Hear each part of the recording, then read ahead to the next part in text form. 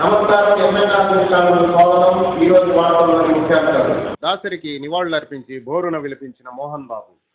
దాసరికి మొయినాబాద్లో ఉన్న ఫామ్ హౌస్లో అంత్యక్రియలు.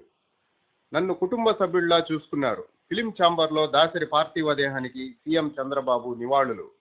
దర్శకరత్న ఎందరికో ఆశ్రయం ఇచ్చిన మహనీయుడు. వైసీపీ రాష్ట్ర కార్యదర్శి భూమన కరుణాకర్ రెడ్డి. మద్రాస్ ఐఐటిలో ఆందోళన. బీఫ్ ఫెస్టివల్లో పాల్గొన్న పిహెచ్డి స్కాలర్పై దాడి. పెద్ద ఎత్తున విద్యార్థుల ఆందోళన.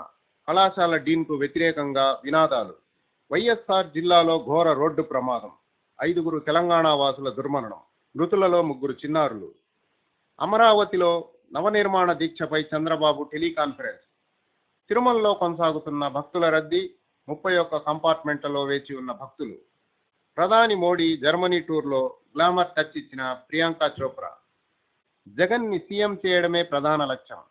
ప్రతి కార్యకర్త సైనికుడిలా పనిచేయాలన్న ఎమ్మెల్యే నారాయణ స్వామి.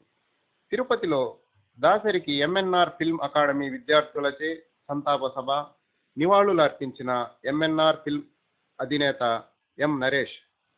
తెలంగాణ విద్యా సంస్థల్లో 20,000కు పైగా ఉద్యోగాలకు సీఎం కేసీఆర్ గ్రీన్ సిగ్నల్.